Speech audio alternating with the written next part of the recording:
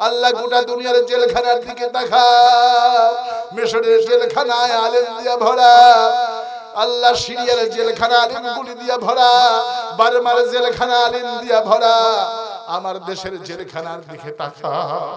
আল্লাহ এমন আলিম জেলখানার ভিতরে বন্দী, আমি নিজের চোখে দেখেছি যেই লোকটাকে মক্কার ইমাম কপালে চুমু খাইতো, সেই লোকটার কপালে মদিনার ইমামগুলো চুমু খাইতো।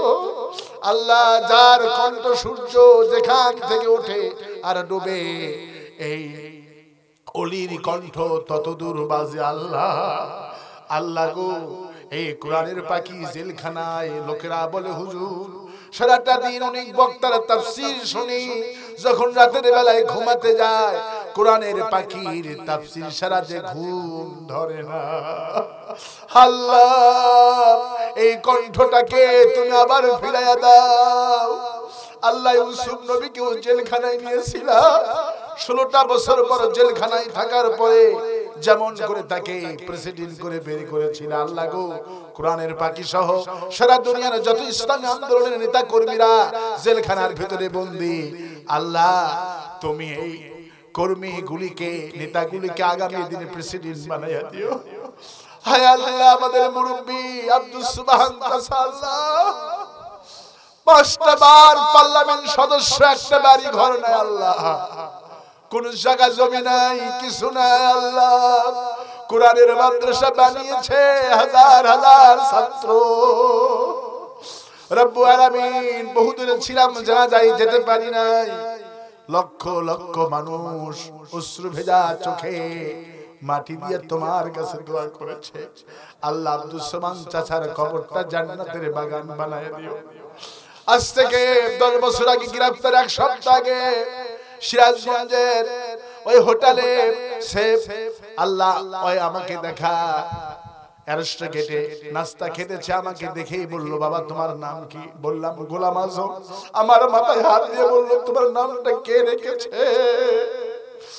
আমি তাকে বললাম আমার এই নাম রেখেছে আমার একজন বড় আলেম, আমার একজন চাচা আমার নামটা রেখে দিয়েছে। কয় তিনি কি জামাত ইসলামী করেন নাকি? আল্লাহ আমি আর তারেক তোমার ভাইয়ের সাথে সুবহান চাচার সাথে নাস্তা খেবান চাচার পাবনাকে তোমার দরবারে কবুল করো। আল্লাহ সাদিয়াকে তোমার দরবারে কবুল করো। রব্বানা যালামনা আনফুসানা ওয়া ইল্লাম তাগফির লানা ওয়া তারহামনা লানাকুনান্না মিনাল খাসিরিন। সবাই পড়েন রব্বানা যালামনা আনফুসানা ওয়া ইল্লাম তাগফির লানা ওয়া তারহামনা লানাকুনান্না মিনাল খাসিরিন। আয় আল্লাহ তাআলা আমি তোমার একজন ছোট্ট নগণ্য গোলাম, আয়াতুল কুরসি থেকে তাফসীর করে ভিক্ষুকের মতো দোকানে হাত তুলেছি। আল্লাহ গো আমুল্লামার দিকে তাকায়ো না, আমুল্লামার দিকে তাকালে তোমার রহমত নাজিল করতে ইচ্ছা করবে না। হায় আল্লাহ তাআলা রব্বুল আলামিন আমাদের অশ্রু ভরা চোখের দিকে তাকা। রব্বুল আলামিন মাগরিবের পর থেকে অসংখ্য উলামায়ে দ্বীন এখানে আলোচনা করেছে। আমার বন্ধু নুরুল ইসলাম সিরাজ আলোচনা করেছেন, আব্দুল কাদের আলোচনা করেছে। আল্লাহ আলোচনার সবটুকুন পৌঁছায় দেন। যিনি কোরআনের জন্য তায়েফের ময়দানে 3টা বার বেহুশ হয়ে পড়ে গেল, হায় আল্লাহ সেই নবী রহমার ওই সবুজ গম্বুজ আলামিন तमाम পৃথিবীর মাটির নিচে যত মুমিন মুমিনা ঈমান নিয়ে কবরে চলে গেল, কোন হালতে আছে জানি না। হাত তুললে মনে পড়ে যায় 2 জনের কথা, একজন হলো আব্বা আর একজন হলো আম্মা। হায় আল্লাহ আব্বার কথা কি ভোলা যায়? আব্বার কথা কি কখনো ভুলতে পারি? আমাদেরকে মানুষ করার জন্য, লেখাপড়া শেখাবার জন্য যিনি বেশি পরিশ্রম করেছে তিনি আমার আব্বা।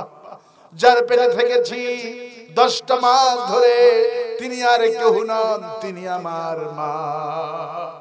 রব্বুল আলামিন ওই মা যাদের কবরে গেল আর কতদিন হয়ে গেল, আর ওই মার চেহারাটা আমাদের নজরে পড়ে না।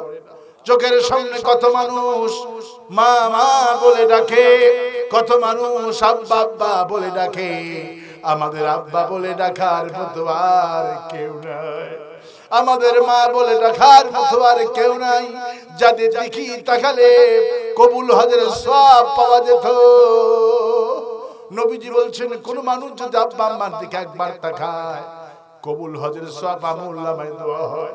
আল্লাহ গো, এই মা বাপ যারা হারায় ফেলে দিয়েছে, আল্লাহ কবরটা জান্নাতের বাগান বানায়া দাও। সবাই বলেন রব্বির হামহুমা কামা রব্বায়ানি সগীরা। সবাই পড়েন রব্বির হামহুমা কামা রব্বায়ানি সগীরা। আল্লাহ গো, মা বাপ যাদের বেঁচে আছে হায়াতটা দারাজ করে দিও, যাদের পায়ের নিচে জান্নাত। আল্লাহ ওই মাকে অনেক লোক বুড়ি বলে, নবীজি বলছেন পিতামাতার জন্য দোয়া করো, আমি তোমার রিজিক বাড়ায়া দিব। যারা পিতামাতাকে সম্মান করে দোয়া করে না, এদের রিজিকগুলি কমায় দোয়া হয়, ওরা বোঝে না। আল্লাহ আমাদের মা বাপের হায়াত তুমি দারাজ করে দিও। আল্লাহ সামনে রমজান মুবারক, আল্লাহুম্মা রাজাব আর শাবান ওয়া বাল্লিগনা রমাদান। বিশ্বনবী রমজান আগ থেকে দোয়া করতো, আল্লাহ রজব যখন পেয়েছি শাবান দেন, শাবান যখন পেয়েছি হায়াতটা রমজান পর্যন্ত বাড়ায়া দেন। আল্লাহ আজকে জুমার রাত, দোয়া কবুলের রাত, আগামী কালকে জুমার দিন তোমার কাছে হাত তুলি। আল্লাহ আমাদের জিন্দেগির গুনাহ মাফ করে দাও। আমাদের ছেলে মেয়ে যা দিয়েছো আল্লাহ এগুলিকে নামাজি বানায়া দাও। কিয়ামতের দিনে বেনামাজির স্বামী করে তুলো না, বেনামাজির পিতা করে তুলো না। আল্লাহ আমাদের স্ত্রী সন্তানকে নামাজি বানায়া দাও। রব্বুল আলামিন গোটা বিশ্বের মুসলমানদের দিকে তাকাও, চীনের মুসলমানদেরকে আল্লাহ ধৈর্য ধারণের তৌফিক দাও।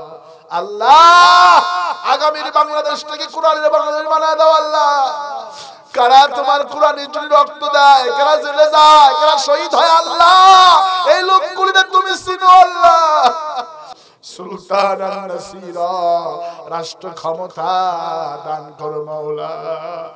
আরে ব্যথা সইতে পারি না আল্লাহ, আর মাতা নাসরুল্লাহ তোমার সাহায্য কবে আসবে? আল্লাহ আজকের মাহফিল তোমার দরবারে কবুল করো। এই মোনাজাতের জীবনের শেষ মোনাজাত হয়, আল্লাহ আমাদের জিন্দেগির গুনাহ মাফ করে দাও। আল্লাহ শামীম ভাইকে তোমার দরবারে কবুল করো, সভাপতি সাহেবকে কবুল করো, যারা দেশে বিদেশ থেকে সাহায্য করলো আল্লাহ সমস্ত দানকারীর উপরে তোমার খাস রহমত নাযিল করো। হায় আল্লাহ তাআলা, এই মোনাজাত যদি জীবনের শেষ মোনাজাত হয়ে থাকে, জিন্দেগির গুনাহ মাফ করে দিও। আমি কয়েক সেকেন্ড আপনার জন্য ছেড়ে দিচ্ছি, সব মাথা নত করেন, চক্ষু বন্ধ করেন, যার যার চাওয়া আছে আল্লাহর কাছে চান, আল্লাহ দোয়া কবুল করবে।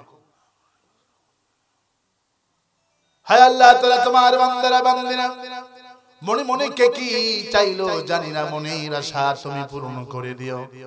রব্বানা তাকাব্বাল মিন্না ইন্নাকা আনতাস সামিউল আলিম ওয়া তুব আলাইনা ইন্নাকা আনতাত তাওয়াবুর রহিম।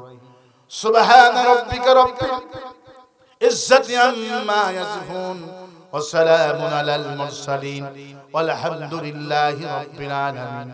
ওয়াজাল আখিরা কালামিনা ইনদাল মাউতি লা ইলাহা ইল্লাল্লাহ মুহাম্মাদুর রাসূলুল্লাহ। আসসালামু আলাইকুম।